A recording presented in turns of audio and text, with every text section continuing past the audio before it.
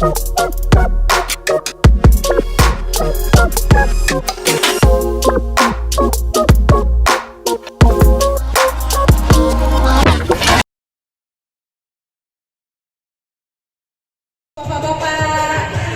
selamat pagi dulu bapak-bapak. Mana semangatnya?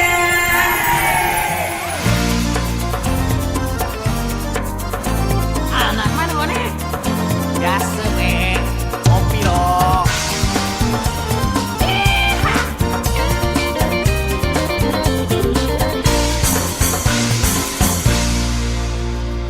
Jong jong jong kopi pancong, tak berduit kopi pancong. Jong jong jong kopi pancong, mau irit kopi pancong. Kalau mau bang ke Sungai Raya, singgahlah dulu di Kampung Bangke. Minum kopi bang sama susunya, tambah pisang goreng dan bingke. Cong cong cong kopi pancong, tak berduit kopi pancong. Ya, permainan edukasi ya. Jadi ada 3 permainan, ada permainan ular tangga, ada permainan bola panas, ada permainan peta ya, peta ya, peta edukasi. Kalaulah memang kita tak punya cong cong cong kopi pancong, tak berduit kopi pancong. Cong cong cong kopi pancong, mau irit kopinya pancong. Dari seberang pergi ke kota, janganlah lupa ngajak Bang Dola. Biarlah orang ngomongkan kita, kata dia lah pe, kata dia lah, kata dia lah pe, kata dia lah.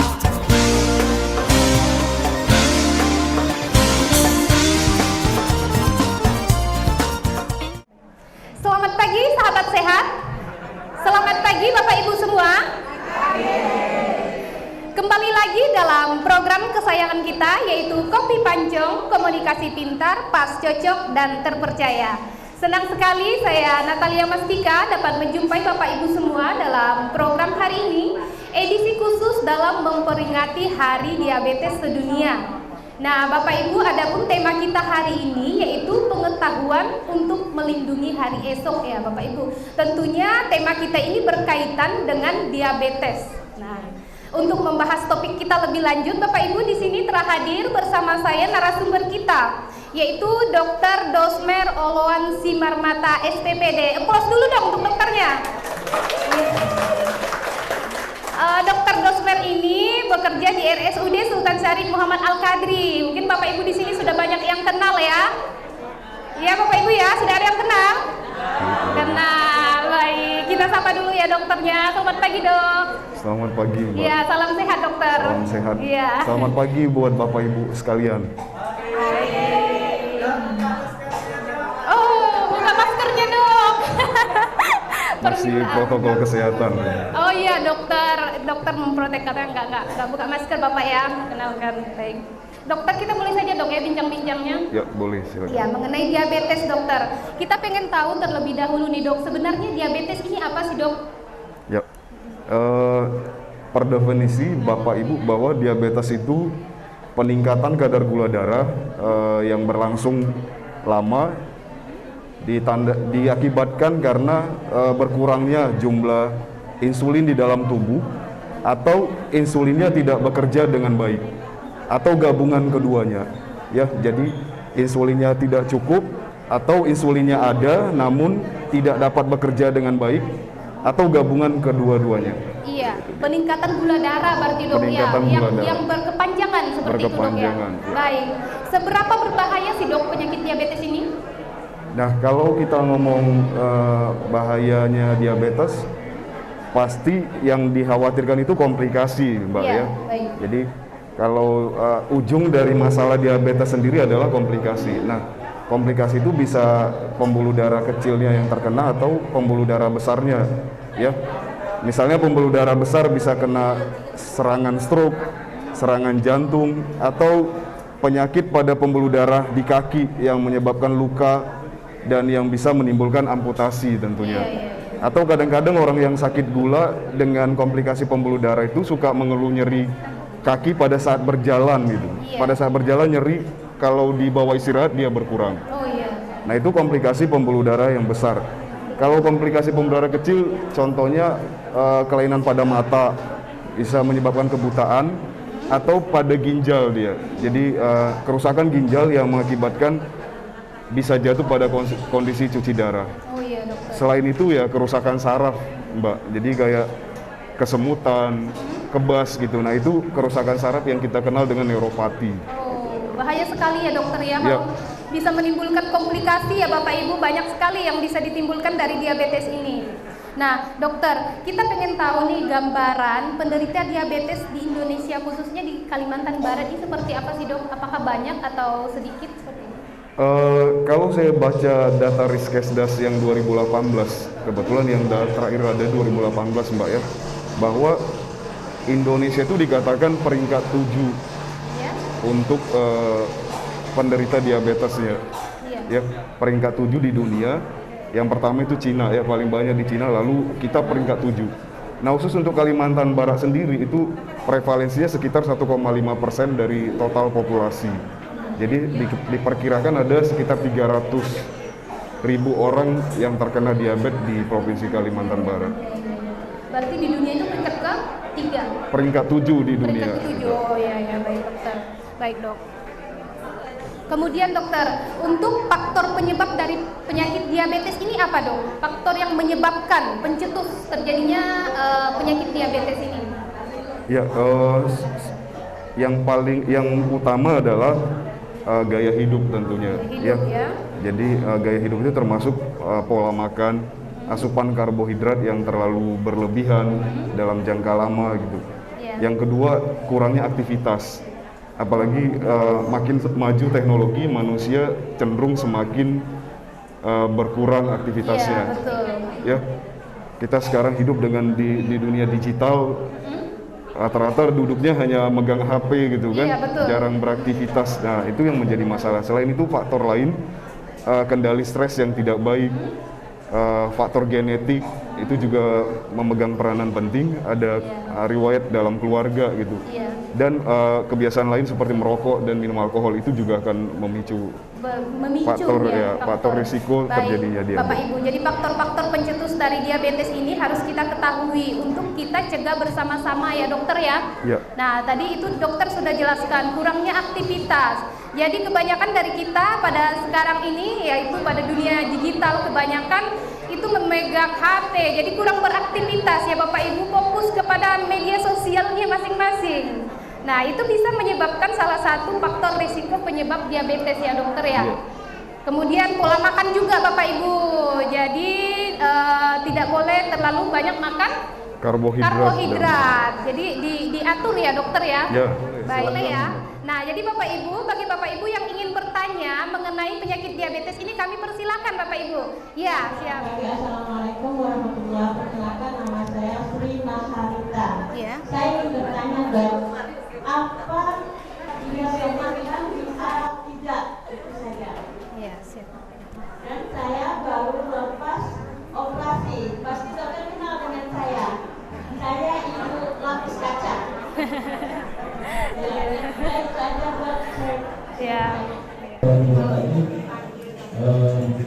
Saya Muhammad Tohidum adalah pasien setia utusan dari Kecamatan Barat Utara, khususnya Puskesmas Telaga Biru. Yang ingin saya tanyakan secara umum dok, sebenarnya jam waktu makan malam itu batasnya jam berapa? Tanpa ngemil gitu, batas makan yang terakhir itu jam berapa? Itu saja. Terima kasih. Assalamualaikum warahmatullahi wabarakatuh.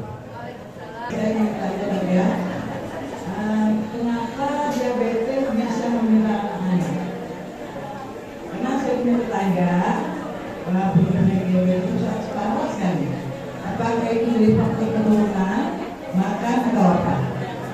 usia 14 tahun. Itu udah parah sekali. Dokter ya, tadi Ibu menanyakan apakah penyakit diabetes ini bisa sembuh? Ya, betul ya Bu ya? Ya, silakan dokter dijawab. Buat Ibu, pertanyaan Ibu Sri Marita, terima kasih Ibu. Ya. Jadi kalau diabetes itu sendiri, itu merupakan perjalanan penyakit. Ya, artinya dia penyakit degeneratif terkait dengan penurunan fungsi tubuh gitu. Nah, fungsi penyakit degeneratif itu berjalan terus-menerus seiring bertambahnya usia. Hanya pada orang tertentu dipercepat dengan gaya hidup yang tidak baik. Seperti saya tadi bilang, konsumsi gula yang berlebihan, karbohidrat berlebihan, kurang aktivitas. Jadi dengan kata lain, kita tidak bilang penyakit diabetes atau gula ini bisa sembuh, tidak. Jadi tujuan kita pengobatan adalah mencapai target atau kontrol yang kita harapkan supaya komplikasi yang kita bahas tadi itu bisa diperlambat. Syukur-syukur bisa dicegah gitu sampai usia kita tutup karena sebab hal lain gitu. Jadi kita tidak bisa bilang sembuh, tapi kita mengontrol penyakit gulanya supaya komplikasi yang kita bahas tidak terjadi gitu. Dengan cara ya minum obat teratur, pola makan yang baik, olahraga, kendali stres fisik maupun mental yang baik tentunya.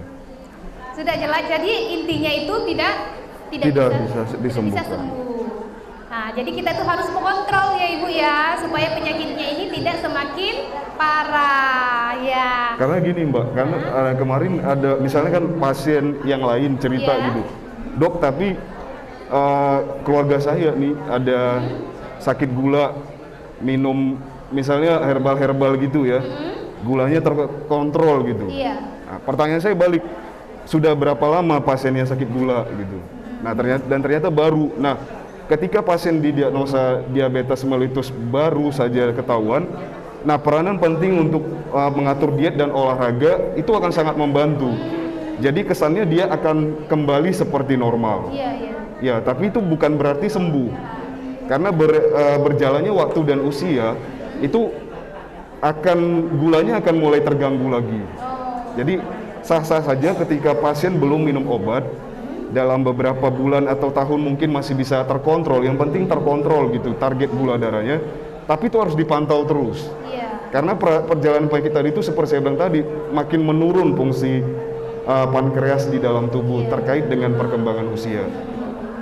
Oh ya, seperti itu ya Ibu ya, Bapak Ibu ya, bisa diserap ilmunya. Baik, untuk pertanyaan selanjutnya, pertanyaan Bapak ya Pak ya. Pertanyaannya batas waktu makan malam ya dokter ya? Yang berapa batas waktu makan malam? Nah ini kalau pertanyaan Bapak ini sebenarnya literatur belum ada yang menyatakan seperti apa, tetapi kalau saya anjurkan tidak makan berat atau karbohidrat terutama di atas jam 8 malam. Ya, karena apa? Ketika kita makan malam itu kan udah harus tubuh istirahat. Jadi kemampuan tugas tubuh kita menyembuhkan sel-sel di seluruh tubuh itu berlangsungnya di malam hari. Jadi jangan diberikan beban pada saat malam hari, apalagi mau tidur Pak, karena ketika kita makan semua aliran darah akan ke saluran pencernaan. Nah itu yang mengakibatkan kita jadi sulit tidur, lalu peningkatan gulanya juga tidak terkontrol dengan baik gitu. Jadi sebaiknya di bawah jam 8 malam sudah makan malam terakhir. Kalau memang pengen lapar atau apa, pilihlah cemilan yang sehat, mungkin buah atau ya buah-buahan lah atau sayur-sayuran direbus seperti itu kira-kira. Terima kasih. Ya, baik Bapak. Bagaimana Pak? Bisa diterima ya? Jadi usahakan batas makan malam itu Bapak Ibu ya di bawah jam 8 malam ya dokter ya. Nah, kalaupun nanti misalnya di atas jam 8 itu Bapak Ibu lapar atau begini itu kan makan cemil-cemilan yang ringan, gitu dok? Iya, kalau saya anjurkan sih buah-buahan atau sayuran mungkin direbus. Oh iya, buah-buahan atau sayur-sayuran yang dianjurkan sama dokternya.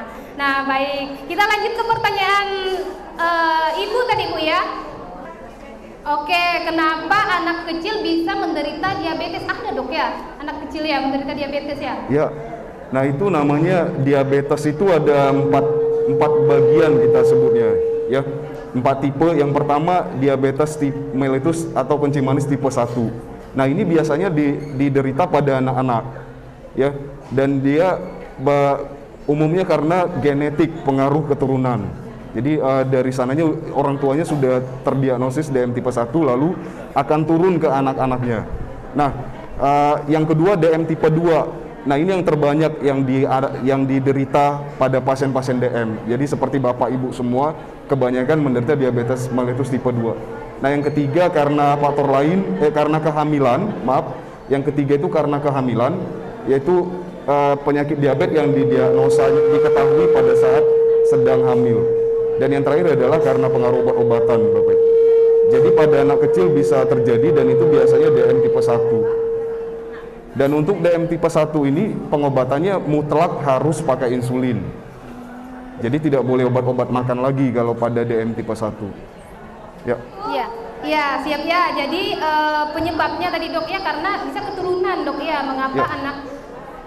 Ya, keturunan juga. Kemudian selain itu apa lagi tadi dok? DM tipe 2. Nah, itu yang bahaya. Tipe 2. Nah, kita lanjut pertanyaan selanjutnya ya dok ya. Nah, kemudian untuk pertanyaan selanjutnya nih dok, kita pengen tahu apa sih gejala dari penyakit diabetes ini? Gejala yang khas pada penderita sakit diabetes atau kencing manis adalah banyak kencing. Ini nggak seperti biasanya ya, banyak kencing, banyak minum karena gampang haus, terus banyak makan. Jadi kemauan makan itu luar biasa gitu. Nah, ini gejala yang khas disertai dengan penurunan berat badan. Nah, ini gejala khas pada orang-orang yang kena sakit diabetes. Gejala lain yang mungkin bisa ditemukan seperti pandangan kabur, lemah badan, kesemutan. Pada laki-laki mungkin bisa disfungsi ereksi. Pada wanita bisa gatal di daerah sekitar alat kelaminnya gitu, Mbak. Iya, baik dokter. Kalau berhubungan dengan banyak minum ya dok ya. Kalau orang yang sering berarti dia tuh sering kehausan seperti itu dok ya? Iya. Iya. Artinya ada perubahan pola gitu. Kok saya akhir ini dalam beberapa bulan ini kok rasa hausnya luar biasa, walaupun musim hujan misalnya, kok rasanya pengen minum aja gitu. Nah, itu mungkin salah satu pertanda bahwa menderita diabetes mellitus. Jadi banyak minum, banyak makan banyak juga, makan ya? Dan banyak kencing. Banyak kencing, ya. Jadi kalau Bapak Ibu mengalami gejala seperti yang dokter sudah sebutkan itu wanti-wanti ya dok ya. Yeah. Silakan memeriksakan gula darahnya, diperiksa Bapak Ibu supaya tidak semakin parah ya. Jadi kalau ada keluarga di rumah yang mungkin memiliki gejala seperti tadi dokter sudah jelaskan, nah Bapak Ibu itu perlu memberikan sedikit informasi untuk melakukan cek gula darah ya dok ya. Kemudian untuk dampaknya sendiri dok, dampak apa yang ditimbulkan dari penyakit diabetes ini? Ya, tadi kalau misalnya bicara masalah dampak, berarti kita bicara masalah komplikasi tadi Mbak ya. Nah, kalaupun belum komplikasi berat, yang pasti kualitas hidup akan menurun pada pasien-pasien diabetes yang tidak terkontrol khususnya ya. Kualitas itu misalnya gangguan pola tidur, pasti orang-orang yang sakit gula tidak terkontrol, gangguan pola tidurnya pasti akan muncul ya. Terus kesemutan itu juga nggak nyaman gitu kan, walaupun nggak terlalu membahayakan mungkin kesemutan, tapi kan kualitas hidup akan terganggu. Nah, aktivitas juga akan semakin berkurang kalau gula darah tidak terkontrol gitu. Ditambah dengan komplikasi yang kita bahas tadi. Nah, itu dia. Jadi itulah yang kenapa kita pentingnya dari sekarang mengontrol gula darahnya seoptimal mungkin dan dalam waktu yang lebih cepat gitu. Tidak menunda-nunda untuk mengontrol target gula darahnya. Jadi dampak yang ditimbulkan itu salah satunya tadi dokter ya susah tidur ya dok ya. Mengalami gangguan pola tidur Bapak Ibu. Jadi kalau kita kurang istirahatnya itu bahkan juga berefek ke menimbulkan penyakit-penyakit lain ya dok ya. Ya. Kemudian selain itu juga sering kesemutan ya dokter. Sering kesemutan itu merupakan tanda atau gejala dari diabetes tadi dokter. Nah, kemudian dokter untuk penanganan dan pengobatan dari penyakit diabetes ini seperti apa sih dok? Nah, Nah, di klinik DM sebenarnya banyak membantu dia ya. Jadi balik lagi kenapa bisa terjadi sakit gula, maka itulah yang kita upayakan untuk membalikkan yang selama ini yang salah, kita balikkan menjadi lebih benar gitu. Nah, jadi yang pertama karena terkait pola makan tadi, maka perbaiki dulu pola makannya. Boleh konsultasi ke gizi di klinik DM untuk bagaimana penghitungan kalori. Karena setiap beda umur, jenis kelamin, tinggi badan, berat badan, itu kebutuhan kalori, aktivitas juga, aktivitas sehari-hari, kebutuhan kalorinya akan berbeda. Ya. Nah itu makanya perlu dikonsultasikan ke gizi. Saya dengan umur sekian dok, laki-laki tinggi segini, berat badan segini, aktivitas saya sehari-hari seperti ini aja, misalnya kayak guru hanya duduk diri kan gitu kan, enggak terlalu banyak. Nah kalorinya mungkin akan berbeda dengan yang olahragawan atau tentara atau apa, nah itu akan berbeda dia. Jadi sebaiknya dikonsultasikan ke bagian gizi kita ada di klinik DM ya. Yang kedua olahraga, aktivitas. Nah ini minimal 3 kali per minggu. Ya, minimal 3 kali ya dokter ya, per minggu minimal ya. 30 menit setiap satu sesi dan itu rutin dilakukan. Tidak boleh ada jarak 2 hari gitu. Jadi setiap hari 2 hari sekali harus olahraga minimal. Kalau bisa dilakukan tiap hari ya lebih bagus lagi. Nah untuk pilihan olahraga juga disesuaikan dengan umur, kondisi fisik dan penyerta penyakit lain. Jadi nggak semua sama perlakuan olahraganya gitu. Nah yang ketiga yang paling penting adalah obat-obatan. Jadi Bapak Ibu sekalian ketika sudah diputuskan untuk minum obat, sebaiknya tidak menunda lagi untuk menggunakan obat. Ya, jangan lagi pakai obat herbal nih. Saya masih sering dengar pasien 2 tahun baru datang. Saya tanya kenapa baru datang 2 tahun ini, dan ternyata minum obat herbal. Gitu. Dan datang sudah dengan komplikasi pastinya gitu ya. Jadi jangan menunda pengobatan kalau sudah dianjurkan untuk pengobatan gitu. Dan itu dalam 3 bulan sebenarnya kita harus sudah mencapai target gula darah yang diinginkan. Nah makanya harus lebih rutin konsultasi dengan dokternya. Dan yang keempat adalah pemantauan gula darah mandiri. Jadi Bapak Ibu sendiri harus aktif melihat gula darah rata-rata hariannya. Bapak Ibu, penanganan yang perlu kita lakukan ya dokter ya tadi, mengatur pola gizi, pola makan Bapak Ibu. Nah kemudian kita juga dianjurkan untuk sering memeriksakan gula darah ya dokter ya, dan melakukan aktivitas fisik. Aktivitas fisik itu minimal 3 kali dalam seminggu ya dok ya, betul dok ya? Minimal. Ya minimal Bapak Ibu 3 kali dalam seminggu. Aktivitas fisik wajib Bapak Ibu. Nah, untuk supaya penyakit diabetesnya ini tidak semakin parah, dan mengontrol, harus terkontrol Bapak Ibu, jangan tidak dikontrol. Jadi nanti jangan sampai datang konsul gitu penyakit diabetesnya ini udah parah dok ya. Nah, udah parah. Jadi jangan seperti itu ya Bapak Ibu ya. Dibiasakan untuk mengontrol penyakit diabetesnya. Oh iya Mbak, saya mungkin mau kasih analogi aja sama sama baik. Bapak Ibu sekalian. Silakan dokter. Kenapa sih kita nggak boleh menganggap remeh penyakit gula itu gitu ya? Dulu saya kemarin kan saya pernah talk show gini juga bahas mengenai kemarin itu mengenai truk gula, pengangkut gula, lalu ada rumah-rumah anak kunci gitu kan. Nah kalau saya sekarang ambil yang lebih gampangnya aja. Jadi kalau sakit gula itu kira-kira seperti ini perjalanan penyakitnya gitu Bapak Ibu ya. Sama kayak pohon, buah, dan pupuk. Ya, pohon, buah, dan pupuk. Jadi pohon itu adalah pankreas. Buah itu adalah insulin. Dan pupuk itu gula. Ya. Jadi suatu tanaman atau pohon memerlukan pupuk untuk menghasilkan buah yang lebih baik. Paham ya Bapak Ibu ya? Tetapi kalau jumlah pupuknya kurang atau berlebih, itu pasti tidak baik. Iya kan? Kalau pupuknya kurang, maka buahnya nggak optimal. Kalau pupuknya lebih, pohonnya keracunan. Gitu. Jadi dia rusak, mati. Begitu juga sama pada orang sakit gula. Gula yang tinggi itu akan merusak pankreasnya. Yang kita tahu pankreas itu menghasilkan insulin yang dibutuhkan untuk mengatur gula di dalam darah. Ya, jadi gula darah yang tidak terkontrol, yang lama kita biarkan tinggi, itu akan merusak pankreasnya lebih berat dan insulinnya akan semakin turun. yang mengakibatkan diabetesnya akan semakin parah. Jadi makanya tugas kita mencegah supaya pupuk ini tidak berlebihan, artinya dalam kadar yang normal. Nah, dengan cara ya mengatur pola makan, olahraga, dan dibantu dengan obat-obatan. Jadi tidak boleh lagi menunda, karena seperti pohon tadi saya bilang, pohon juga walaupun dirawat, dia punya masa waktu menghasilkan buah. Benar ya Bapak Ibu ya, dia kan tidak seterusnya berbuah. Ada masanya dia akan berkurang secara alami gitu.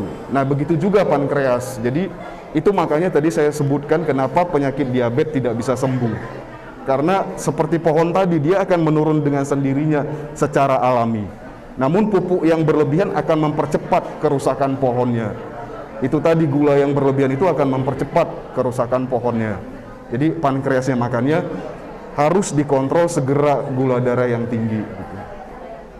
Ya, saya rasa sudah cukup dimengerti buat Bapak Ibu, jadi tidak lagi menunda terapi atau pengobatan kalau sudah dikatakan penderita diabetes atau kencing manis gitu. Ya, baik Bapak Ibu. Jangan menunda ya Bapak Ibu, pesan dokternya jangan menunda terapi maupun kontrol mengenai diabetes ini ya dokter ya. Nah, kemudian kita pengen tahu nih dok, apa sih yang harus dilakukan nih untuk penderita diabetes ya dok ya, supaya penyakit diabetesnya ini tidak semakin parah seperti itu dok. Hal apa yang benar-benar wajib harus dilakukan? Nah itu tadi Mbak, yang 4 pilar yang saya sebut tadi. Oh iya, penanganannya tadi dok ya. Itu harus benar-benar diperhatikan dengan tentunya disiplin ya. Iya, disiplin, mengontrol itunya pola diet, makan ya, diet gizi yang seimbang, tadi sudah dokter Rifka sampaikan. Iya. Aktivitas fisik, lalu penggunaan obat-obatan dengan baik, dan kontrol teratur, dan pemantauan gula darah mandiri. Gula darah. Nah, baik itu seperti itu tadi ya Bapak Selain Ibu ya. itu, untuk mencegah komplikasi yang lain, ya kenali penyakit penyerta yang lain. Jadi bukan hanya fokus pada diabetesnya saja, tetapi penyakit lain juga harus diperhatikan. Harus dikenali ya. Misalnya tekanan darah tinggi, kolesterol, asam urat, dan yang lainnya itu juga harus diperhatikan. Harus terkontrol ya dok ya, penyakit penyerta yang lain seperti itu. Nah baik, tidak terasa dok ya, kita sudah sampai di penghujung acara nih dok. Nah untuk sebelum kita menutup nih dokter ya, tadi itu kan untuk yang sudah menderita diabetes, kita pengen tahu tips pencegahannya dokter, agar tidak terkena penyakit diabetes ini. Ya, jadi tips pencegahan bagi yang belum diabetes. Iya, belum diabetes. Oke. Nah, yang pertama berarti kita harus melakukan screening namanya. Ya. Siapa saja yang harus di screening? Yang pertama tentunya pasien yang memiliki riwayat keluarga diabetes mellitus. Jadi kesadaran pada kita yang belum kena diabetes harus lebih tinggi ketika anggota keluarga kita, ayah ibunya penderita diabetes. Yang pertama itu harus jadi harus screening gitu. Nah, yang kedua, ibu-ibu hamil yang memiliki riwayat kehamilan dengan riwayat dengan penyakit gula dalam masa kehamilan.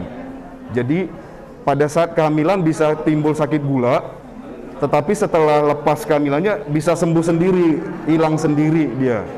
Tetapi bisa berlanjut. Nah, itu makanya perlu tetap screening.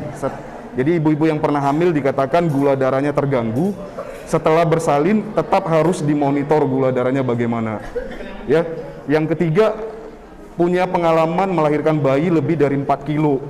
Jadi siapa yang lahirnya dulu pernah lebih dari 4 kilo atau kurang dari 2,5 kilo, jadi berat badannya kecil. Nah, itu juga harus screening supaya dideteksi lebih cepat dia. Nah, lalu pasien-pasien yang dengan usia lebih dari 45 tahun. Jadi setiap usia lebih dari 45 tahun maka harus diperiksakan gula darahnya untuk screening dulu. Ya. Nah, yang lainnya ya sadar diri misalnya sebagai pasien yang obesitas, karena obesitas juga salah satu faktor resiko untuk diabetes mellitus. Jadi pasien-pasien obes harus memeriksakan gula darahnya. Nah, kalau dengan kondisi yang seperti ini gula darahnya normal, itu harus dievaluasi setiap 3 tahun sekali, minimal 3 tahun sekali. Tetapi kalau misalnya dalam pemeriksaan gula darahnya terganggu, namun belum diabetes, dokternya bilang ini udah mulai bermasalah, namun belum diabetes, sebaiknya setiap tahun minimal harus dievaluasi, karena pasti akan meningkatkan resiko ke arah sakit gula. jadi berisiko dok ya, berarti ibu-ibu yang melahirkan anak bayi berat badan di atas 4 kilo berisiko juga dok Ya, ya? jadi berisiko kena diabetes, termasuk ibu dan bayi yang dilahirkannya. Oh iya, Dia harus walaupun ibunya bukan misalnya tidak menderita misalnya, iya. tetap berisiko. Jadi itu namanya faktor risiko dia. Iya. Nah, jadi nanti dimonitor dia minimal tadi 3 tahun sekali, tapi kalau yang udah prediabetes itu setahun sekali. Prediabetes itu maksudnya nggak normal tapi nggak sakit gula juga gitu. Kadar gula darahnya tidak di dalam batas yang normal, tetapi belum ke arah diabetes mellitus. Nah, setelah itu diketahui ya balik lagi modifikasi gaya hidup Mbak ya. Nah, kita ya harus mulai dari sekarang, terutama yang ibu bapak yang penderita diabetes ini diingatkan buat anak-anaknya, cucu-cucunya mulai aktif berolahraga, asupan karbohidratnya mulai dijaga, karena saat sekarang ini banyak banget makanan minuman yang menantang dia, ya kan, tinggi kalori semua dia, minuman kemasan, kue-kue, snack semua serba nyaman gitu, tapi Praktis ya dok ya? praktis, tapi ujung-ujungnya nanti pabrik gula lagi gitu. Ya. Baik, demikian tadi ya Bapak Ibu ya, intinya yang wajib kita lakukan untuk terhindar dari penyakit diabetes ini yaitu melakukan screening ya dokter ya. Screening terutama untuk keluarga yang memiliki faktor risiko yang memang orang tuanya, bapak atau ibunya mungkin menderita diabetes dan anak-anaknya itu keluarga yang lain harus di screening ya dokter. Nah kemudian untuk ibu hamil tadi dokter ya, ibu hamil itu harus sering melakukan screening juga dan memeriksakan gula darahnya ya dokter. Nah kemudian seperti biasa kita melakukan aktivitas fisik pola hidup sehat ya dokter ya, tidak mengkonsumsi makanan-makanan yang praktis. Ya Bapak Ibu ya, zaman sekarang ini kan anak muda ya, Bapak Ibu semuanya tuh paling suka tuh makanan-makanan yang praktis, yang siap saji ya dokter. Suka nongkrong di kafe Mbak. Aduh. Jadi dikurangi Bapak Ibu, kalau bisa jangan gitu kan, supaya tidak menderita penyakit diabetes ya dokter ya. Nah baik, Bapak Ibu ya. Oh ya boleh, satu pertanyaan, bagaimana Bu?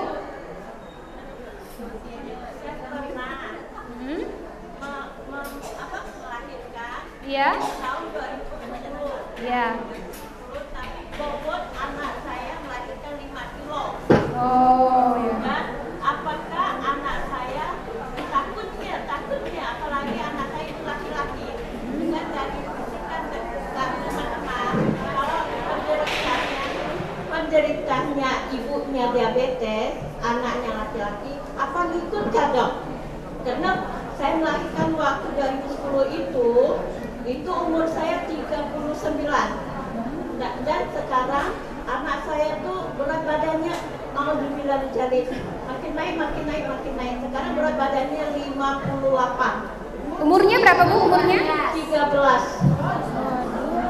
Yang saya takutkan itu, tapi dalam waktu sekarang ini saya kasih di aktivitas karate, renang dan ini futsal untuk menghindari. Tapi yang saya takutkan dia itu makannya dok. Makannya tuh baratnya kalau ayam geprek satu bungkus dia 2. Nah, Iya. bapaknya orangnya kecil dok. Bapaknya orangnya kecil. Saya takut dia tuh seperti saya. Itu aja. Beresiko ya Bu ya, beresiko soalnya anaknya ini laki-laki ya dokter. Kemudian diingat juga tadi berat badan anaknya ini mungkin sudah melampaui itu ya dok ya, tidak Obesitas, sesuai umur ya. Ya silakan dokter. Ya, untuk hal seperti tadi sudah ada kesaksian bahwa berat badan lahir lebih dari 4 kilo, faktor risiko diabetes. 5 kilo ya benar. Ya, jadi ibunya sekarang diabetes kan gitu kan. Nah, itu faktor risiko berarti. Jadi setiap ibu hamil yang punya lahir berat badan bayinya lebih dari 4 kilo, maka sudah harus hati-hati dengan pola makan. Karena pasti akan kemungkinan lebih besar untuk menderita diabetes. Nah, untuk anak ibu tadi, saya sarankan sih dikonsultasikan ke dokter gizi. Di Pontianak ada satu ya, dokter Fitria. Untuk pengaturan dietnya yang lebih baik. Anak ibu pasti kemungkinan besar akan beresiko menderita diabetes 10 sampai 15 tahun ke depan lebih cepat karena dengan berat badan seperti itu Ibu. Jadi sebaiknya mulai dari sekarang sudah harus dikonsultasikan ke dokter gizi dan kami sampaikan semoga informasi ini dapat bermanfaat ya Bapak Ibu. Ingat Bapak Ibu, mencegah itu lebih baik daripada mengobati.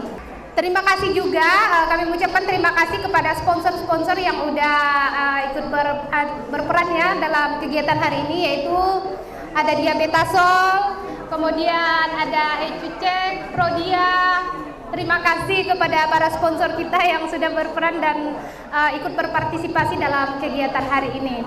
Nah, baik Bapak Ibu, mari kita bersama-sama menerapkan hidup bersih dan sehat ya Bapak Ibu ya. Ingat, mencegah itu lebih baik daripada mengobati ya dokter ya. Nah, baik, saya Natalia Mastika dan narasumber kita pada pagi hari ini Dr. Dosmer Owen Simarmata SPPD. Pamit undur diri, sampai jumpa di acara talk show selanjutnya. Baik, applause-nya dong Bapak Ibu. Ya, terima kasih.